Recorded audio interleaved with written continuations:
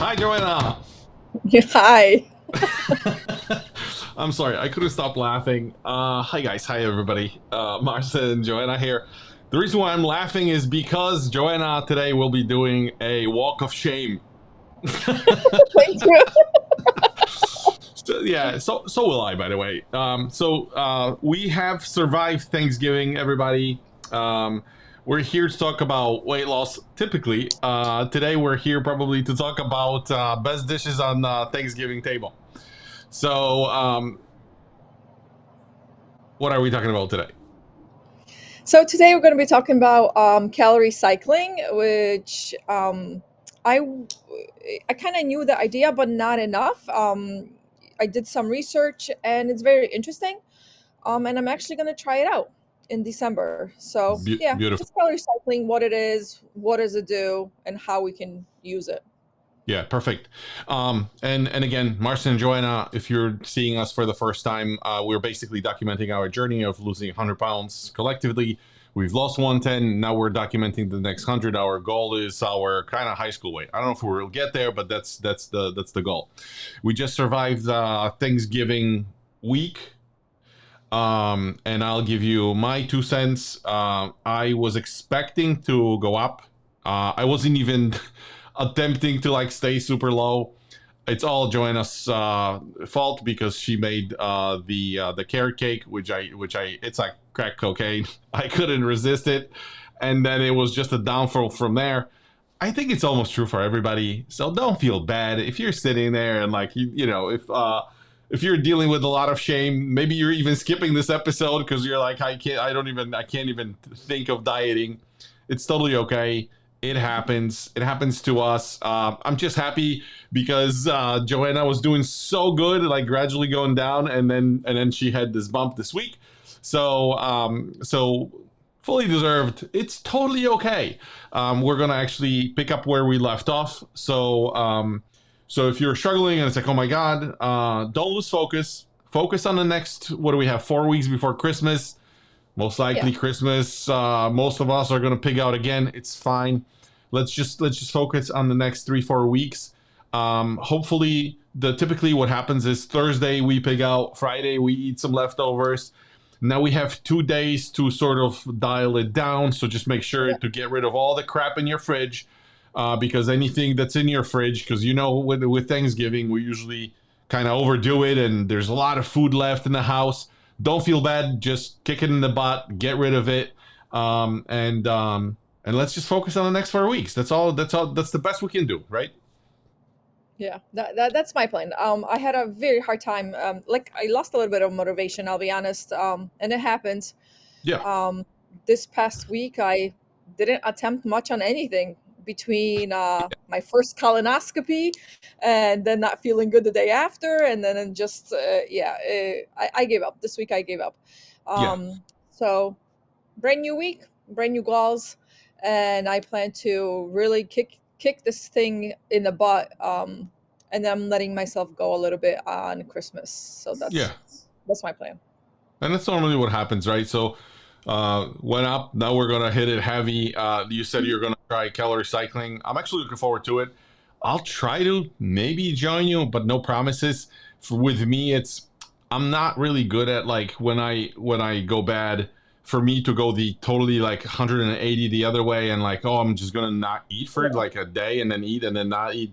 It's almost like too much. I'm afraid that if that I may like just crash and fail and not recover. So I think I will go back to my whatever 6 hour maybe eating window and then four probably. Um, but maybe I don't know. I'll see how you're doing, and then maybe join you. So yeah. before that, I know you didn't step on the scale. You didn't want to admit. That's fine. We're I still gonna did step ask. on a scale. I did. I went up. Stop it. Okay, okay. Oh, so you just didn't include the picture. I get it. I get it. And that's right. Okay, so you did But I you am did go at up 191. 191. 191.5. So I went up Two was nine, pounds. yeah, like 3 pounds, about 3 pounds. Oh, okay. All right. Let's look at the because I have my pictures. So before we talk about numbers, the good thing that we did was we started Thanksgiving celebrations in the right way, right? You guys, for those of you that saw in the Facebook group, we did a 5K walk. It's a 5K run slash walk. We do the walking. Kids are always eager to go faster, but this time we forced them to stay with us. But still, great experience. We had good weather. 100 and almost, 1,050 participants. So like good turnaround. Everybody, it was like a good vibe, just general. It was great weather. And we just do it in the morning, and then we come back and then we start to eat. So that hopefully that helped a little bit. And then I stepped on the scale this morning, and this is what I saw. There has been my scale is really gentle with me, like it's trying to not mess with my feelings. So it gave me this message. There has been a slight change from your last measurement. Is this you? And so I confirmed, and I ended up. It's funny, but I ended up with 271. I'm like, holy shit! A little higher than what I expected, but when I look at my total numbers, I'm heading in the wrong direction. I'm starting to climb the wrong hill. So I wore a t-shirt today. Action taker. I'm stepping into my my other character and my second personality, and like I said, focus on the next 3 weeks. That's all we can do. And you said 3 pounds for you. So all right, so we're resetting, and we're going to talk about calorie cycling today. And I think you mentioned the cycling is basically just playing with calories, right? It is. Okay, let's talk about it. Yeah, so calorie cycling is just basically, like Marcin said, playing with with calories. Yep. So one day you're gonna do a higher calorie than normal, what it would be for you, and then the next day would be you're creating a deficit in your amount of calories. That could be anywhere from 500 to lower. So this is a little tricky because you don't want to overeat on one day and then next day almost eat the same calories that you do on your daily basis, because that's going to completely not work. The best scenario to do this would be one day eat as much as you want, but still eat the good stuff, please. Eat as much as you want, and then the next day not eat at all. That would be the perfect calorie cycling. It can be used as any fasting plan along with it. So no worries on changing up your fasting hours. Please keep them. You want to keep them. And there's also psychological benefits on this. I never thought about this, but it is true. I believe that it's much easier one day not to eat, to know the next day you can have, 2 yogurts with berries, or you can have a little bit more nuts. So it has a psychological benefit of you actually wanting to go forward to do this. So that's the basic idea of it. So I'm gonna interrupt as you go. I know you have this whole spiel sort of planned out, but let me break it down. So because normally we talk about our time restricted eating, which with us it's hours, right? We always talk about blocks, 18-6 or whatever, 20 hours not eating, 4 hours eating. So now when we talk about calorie cycling, just at the base of it, calorie cycling has nothing to do with hours. You can still stick to your hours, and calories is. Did you say it was a weekly goal? Is that what I heard? No. So with this, it's more, yes. So instead of it being like a daily goal. Yep. Of how much calories you consume in a day. A perfect example would be, let's say you eat 300 calories, just for instance, 3,000 calories a day, right? Yeah. You would sort of change it into a weekly thing. And again, you could do this for, let's say, 5 days, 7 days, or so forth. But let's say 5 days, 3,000 calories. That's going to give you about what, 1,500? Yeah. So right. I think I have 2 examples that I wanted to go over, so we can get there. Maybe I jumped forward too fast, but basically the point I wanted to make is that hours are hours, but you can play with your calories basically, because sometimes we feel like we have good days and bad days when it comes to eating and cravings. So I guess what the best way to explain this is that it's okay to eat less calories on the good days, and overeat about 25 to 30% on like the bad days, right?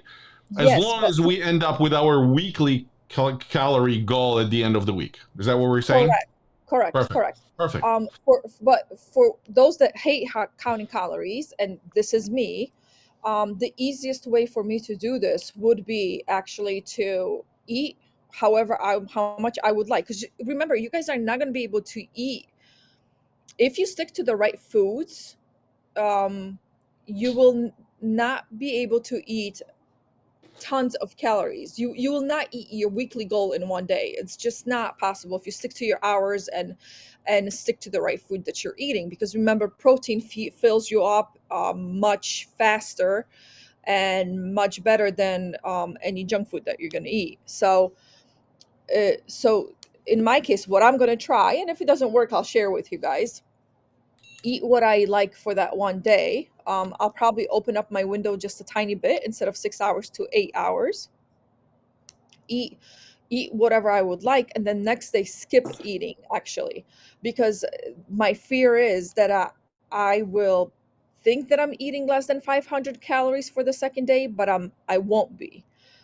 So I'll stick to my non-eating window, and if I really need to, then I'll go for my fasting snacks that we repeat constantly. If you look at our feed on our group chat about the Okay. snacks. Okay.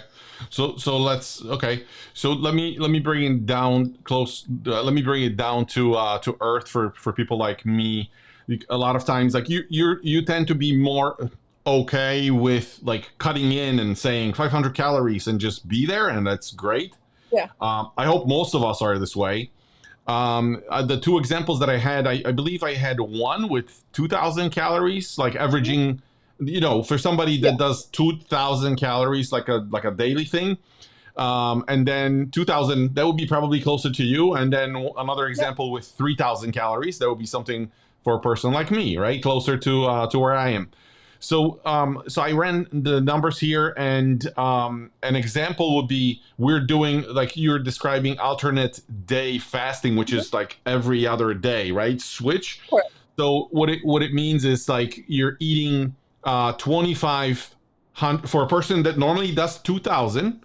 Mhm. On the eating day, they would do 2,500 calories instead, and then do 0 calories or 500 calories on those non-eating days, right? So Yes. you basically average out, if you do the math, about 1,250 calories per day. So you still lose, like it's a big deficit. You still lose about 1.5 to 2 pounds, depending on if you need the $500 on non-eating days. It'll be a little less. It'll be Yeah. closer to like a pound and a half, maybe. But if you can do one day eat 2,500 calories and then like 0 calories on your non-eating days, then you'll probably be between 1.5 to 2 pounds a week, which is fantastic. So that's for somebody that's doing 2,000. The other example, same deal, for like a guy like me, 3,000 calories, or for me it's a little higher, but let's just for simplicity, 3,000 calories per day. Again, alternate day fasting. So one day I would eat 4,000 calories, which is just nuts, right? That's a lot of calories to consume. But and then I would have the next day I would stay at 0 calories. I could also do 3,500 calories on my eating day and 500 calories on my non-eating day. 500 calories. I mean, you're literally talking coffee Yeah. with MCT oil or butter and Two maybe like eggs. a light, very small meal, right? Yeah. Yeah. Egg is Very how much? 150 calories? I think, yeah, I think egg is somewhere a little bit over Yeah, 100. Over. roughly. So like you're talking two eggs, Hmm. maybe like a small veggie and coffee with MCT oil, Yeah. and that's your 500 calories for the day. So it's not a lot, but still, if you need something to munch on like that day, push it out. Maybe have it as lunch. Maybe have it as like a midday snack, and the same thing. So if it's 3,000 calories, if I split it into 4,000 and a zero, 4,000 zero, I'm gonna end up My average here was 2,000 calories per day, which is lower than obviously my 3,000, and that would allow me to lose 2 pounds per week, which is a great Yeah, deal, right? it is. Yeah. Yeah. And then I think you mentioned also the days. So like when we're choosing those days, when we eat and not eat. I know some of us exercise, right? Yeah, that's So what I wanted to mention. Yep. that's where you're going next. Hmm. Okay, go ahead. Yes. So, as much and gave you guys an example of how this works, it's also suggested to use this um, during your. Some of us actually train and weightlifting or do heavier exercises. The heavy eating or the calories overloading on calories, you would want to do that on your day of heavy exercise, or when you're the most busy. Let's say you're cleaning the house all day that day, you're running around shopping, you're doing, that's the day that you actually want to eat more. The reason being is it's going to go into muscle building instead of storing away as fat. And this is a very good way to, as you're losing weight, not to lose your muscle mass. So if you can, that's what I'm going to try to do. I'm going to try to do my heavier exercises on the days that where I'm going to eat more, and on those days that I'm going to basically sit at my desk and work more or less all day, and I don't have extra exercise, extra activities outside of the house, is going to be the day that I will not eat at all. Yeah, and I can think of two people that you can kind of apply this methodology to. So one is you said like exercise days, but it could be also like for busy moms like yourself. Correct. Mhm. Uh, Sometimes you just have busy days. You run around, right? There's activities, kids stuff, picking them up from school or whatever. Maybe some days are, hopefully, some days are slower for you moms out there.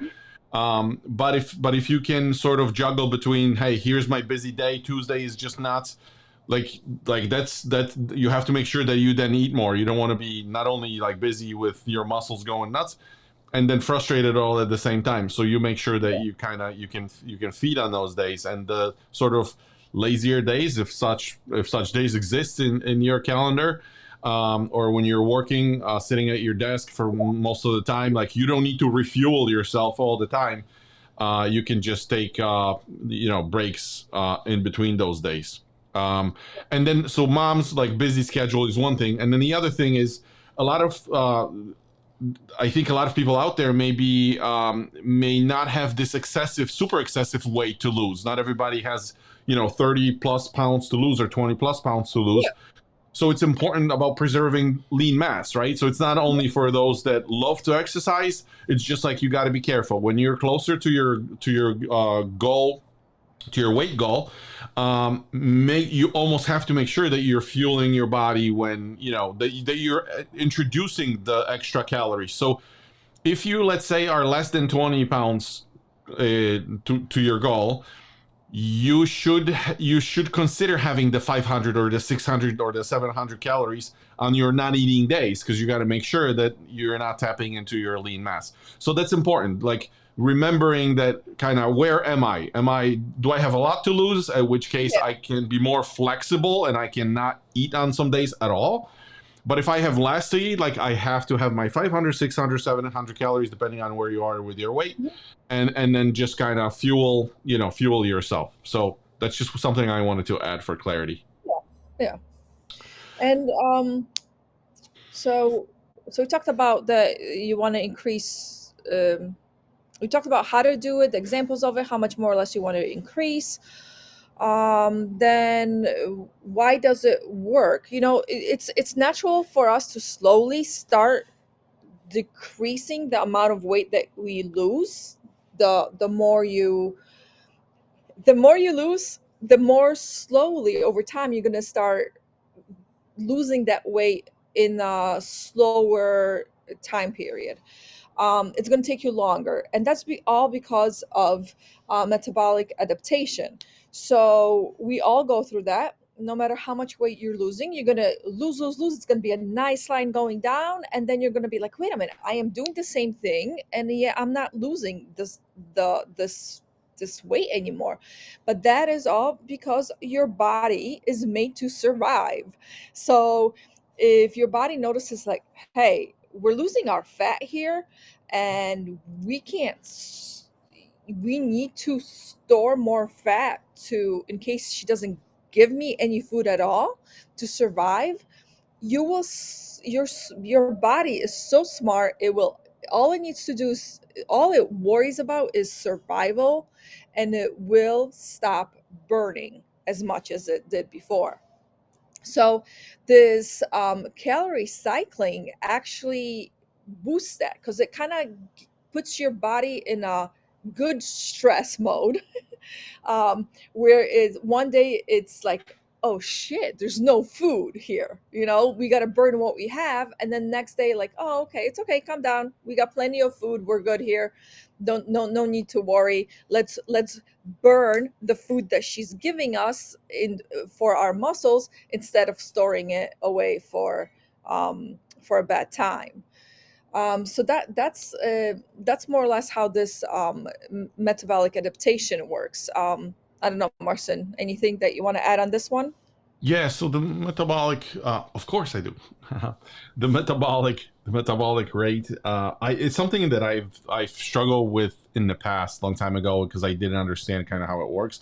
Everybody talks about like hitting plateaus and getting stuck, and we very often, even when we don't feel like losing weight, we always point at somebody like, oh, they have a better metabolic rate, they're better at this Yeah. thing, and it's like.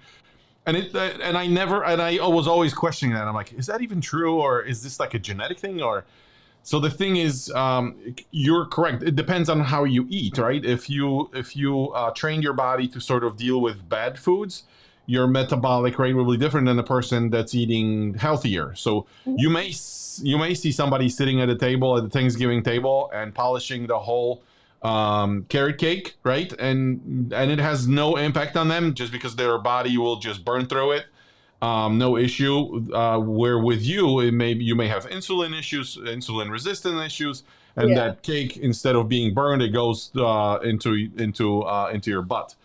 So the metabolic rate, the way I understand it, is our sort of ancestors were able, like when the food was scarce at one point, right? Let's say you have a person that has a metabolic rate. I'm just going to make up a number for the sake of argument, but let's say it's at 2. They're burning at that rate of 2. Um, when a food becomes scarce, the body is actually smart enough that when there's no food the next day, like the second day, it'll still burn at the same rate too. So anything that's stored in your fat, in your belly, between your organs, it'll just tap into that fat and keep burning at 2. And then Yeah. day number 3, day number 4, number 5, that number is still 2. But then the longer you go, that number will start decreasing. So your metabolic rate will change to like 1.5, and then 1, and then 0.5.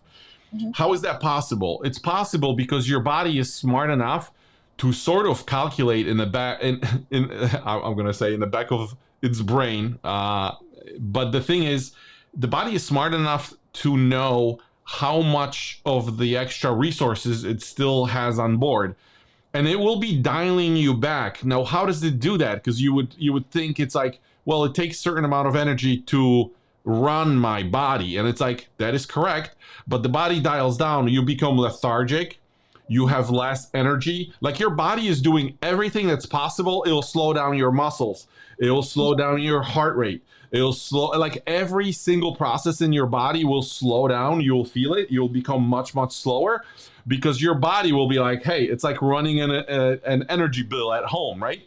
If you know that it's going up, you're going to start like shutting down lights and making sure the lights is off in the extra rooms where it's not supposed to be on.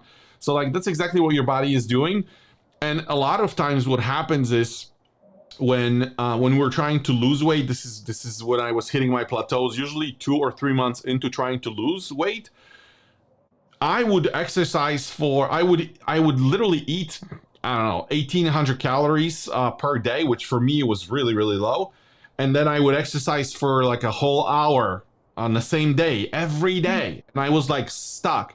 But at the same time, I noticed exactly what I just described, that I was getting slower. I had no energy. I didn't feel like moving and going to the gym. And it was all because my metabolic rate was adjusting, right? So you're like, your body goes, dude, we're not getting enough food every day, so we're gonna slow you down, and that's where Yeah. you feel it. So calorie cycling, now to tie it back, is gonna help you with this, because not only physiologically your body goes, oh, no food, same rate of burning, but then it gets extra food, like, oh, we're good, no need to adjust. Then it has no food, so you basically create this rate of up down up down up down, instead of like cutting it substantially, and then then having your body to think that you're in starvation mode, right? That's another term that's being used frequently.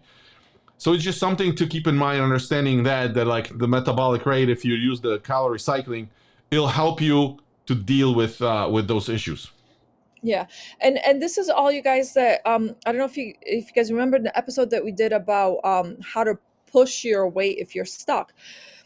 The, if you don't want to do calorie cycling, you pushing your fast 1 or 2 days during the week to only eating, let's say, for 4 hours, does the same thing, because you technically cannot eat so much healthy calories. Again, we're talking about healthy calories in 4 hours that you ate in 8 hours. So this is, again, everything is all about shocking your body, putting the good stressors onto your body, not the emotional and behavioral stresses that we get with the cortisol going up, and then it slows our bodies down from burning. It's actually a good stressor on your body to kind of kick it in the ass, you could say, and for it to change up. So calorie cycling is a little bit more extreme than pushing your fasting windows 2 hours twice a week or so. But it's definitely worth looking into if you're good with doing a 24-hour fast and it doesn't bother you as much. Definitely try it out. I know I will. I'll slowly jump into it. I won't do it right away. I'll decrease a little bit of my eating window this upcoming week, and then maybe do one cycle, then next week more cycles, and so forth.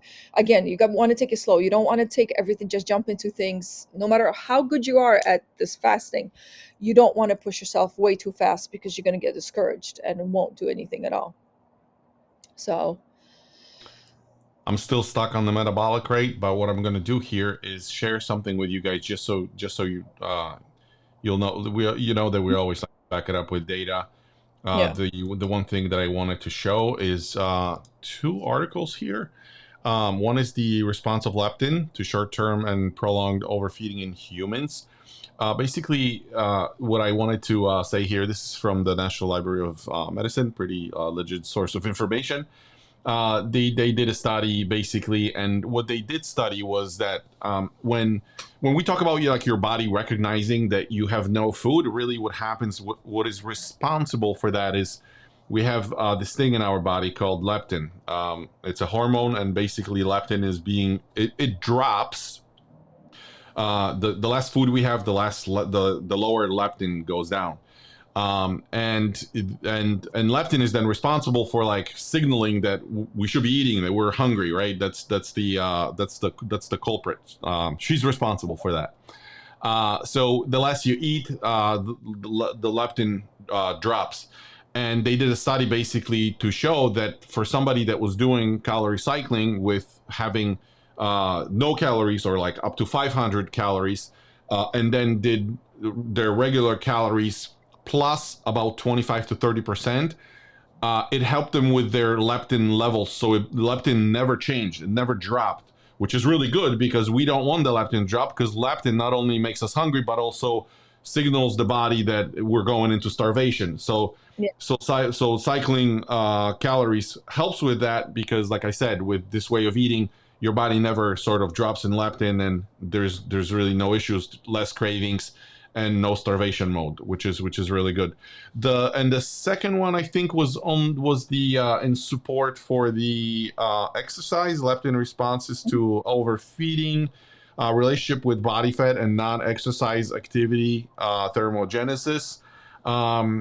This one basically covered the part when we're talking about the part where we say that you should be eating on your exercise days, if you're interested, we are going to note it down and try to post it with the episode or in the show notes, so you can reference that, because that gives you some details around eating on your exercise or active busy days. What else? There was, there's another study too, which was interesting. So they took several amount of people for 12 weeks. They did the Mhm. alternate fasting days, and Okay. the average a person lost in that time 8 pounds.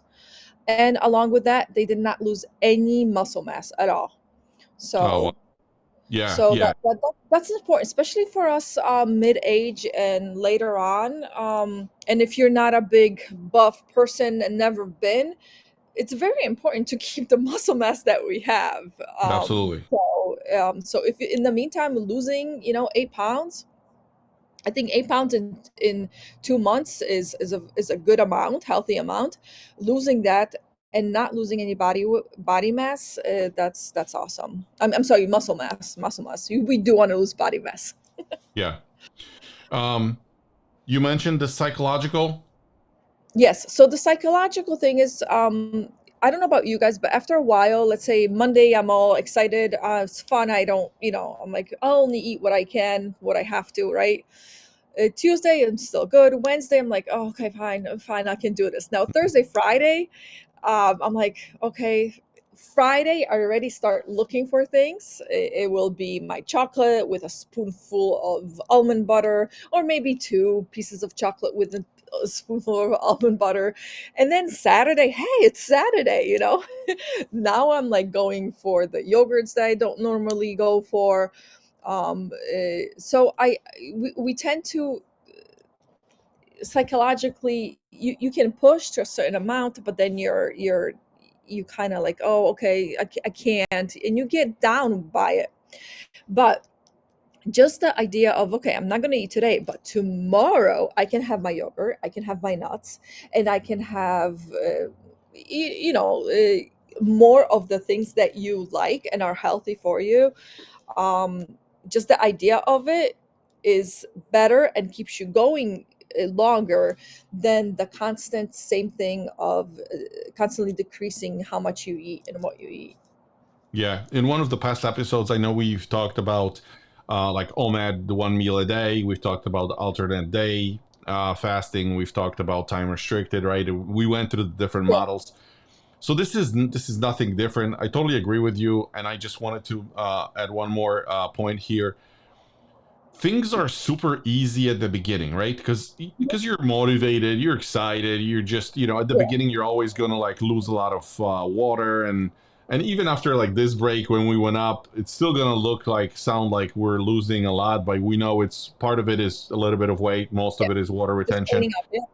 So at the very beginning, like you said, you mentioned like Monday, Tuesday through Friday, but even when you start your diet and your month first, like you're doing pretty good. You're usually in that mode, but really the true work starts on month number like 2, right? So we a Agree. lot of Yeah. times we think of it as like month as being an accomplishment, and it is. I'm not trying to take away that from you guys or from myself, but the thing is, the real work, the maintenance, the pushing for the real gains starts on number 2. So you have to basically figure out a way of what do you need to do to make it sustainable for you. And you may hear Joanna saying, I'm going to go with day of not eating, day of eating, day not eating. Maybe that's totally not for you. This is what works for her.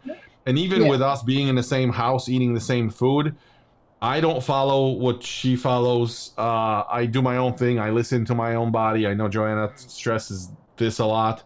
The Mhm. idea of like listening to your body and knowing that it's okay for you.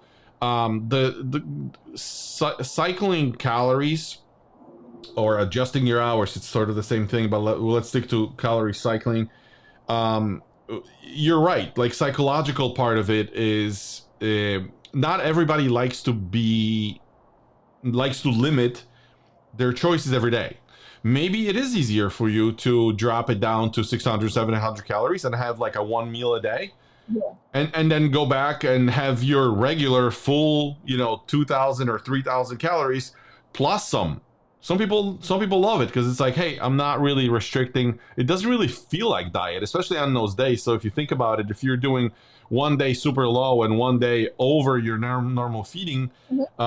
the allocation, calorie allocation, then it totally doesn't feel like diet because you're eating more. So we're just presenting this as another tool, another solution.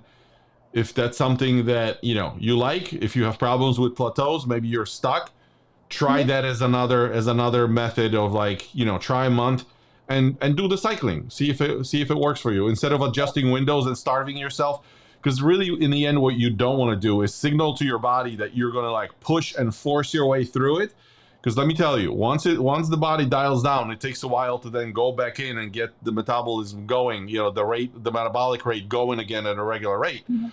So you may push at the beginning, you may even lose the extra weight, but like don't go crazy. Always Yeah. try to stay to the caloric, the number of calories that you should be eating, and adjust in small increments. You don't want to go crazy, and because it's not going to work. Body will diet down, adjust, down regulate, and you're going to be stuck for another 2-3 weeks trying to get it back to normal. Yeah. Yeah. Um, anything else you wanted to include? No, I don't think so. I think that is. I'm just looking over my notes very quickly. I don't. I just thought it was a good tool to use. And I love the fact that you're capable not to lose muscle mass on this, but even build more muscle mass. Um, True, true, correct. so I really like that, especially for those of you that are working on building your muscle mass and trying to lose at the same time. I would give it a shot, see what happens. Yeah, if you want to see kind of what we're doing, maybe you're watching this on YouTube. Uh, we would like to invite you to our Facebook group. It's the Glucose Guardians Intermittent Fasting 100-pound journey. Everything, all the updates, all the episodes are there. Plus more. This was an update from our Thanksgiving race. I know that we post episodes, additional episodes. Then we're sort of, kind of checking with folks where they are. So a lot of stuff there, including Joanna posts, or I do post some tips. I know the other day you were doing 24-hour fast. You basically listed the things that you could do while doing the 24-hour. So a lot of good, valuable information there. And I think to recap, to bundle the most important things out of what we just kind of talked about. So again, to summarize, your weekly caloric, if you're doing calorie cycling, you focus on your weekly Calories. caloric goal and not your daily, right? Mhm. So, and then you kind of fluctuate your calories between days. Um, it's this being hungry all the time versus being hungry sometimes. So Yeah. it's psychological part of it. Mhm. Um, the other thing we said that was important is that it's helping you with the metabolic adaptation and the survival Yeah. mode, so you don't get the stuck as often as you would normally would get stuck. Mhm. And I can't remember which episode, but we did one episode on how to determine your caloric allocation depending on your weight. You may want to Yeah. go into the guide tab in the group. That's where you can find it. We walk you right through the process, the website, the tables where you can calculate it and know exactly what you need for your body type, for who you are, where you are in your journey. And then knowing that exactly, you can play with calories, however, depending on where you want to be. Anything else, Joanna? That is it. I'm sorry. I am having a hard time because I haven't been eating right. So, of course, I am slower. I am tired. Yeah. Amazing what the right food does for us and the wrong what it does for us. You know what? So, Yeah, I totally agree with you. I woke up on Friday morning and I felt like somebody just unscrewed my head and poured cement down my body. It was tough. It was rough. So I definitely feel the bad food in my body. But that's it for today, right? that is it. Nice, nice. Shorter episode. Last week we killed you guys with like hour and 20. This time you get away with let's look, 40 minutes. So Mhm. hopefully that was helpful. Go back to work. Stop overeating, throw out the bad food, and let's go back to work. And we'll That's see you right. guys next week. Next week, if you guys have any questions, please reach out. We're definitely here to help. We're doing this with you guys, so we love to learn as we do things too. So, Sweet. All right, guys. See ya. fast on, my friends. Bye. Bye.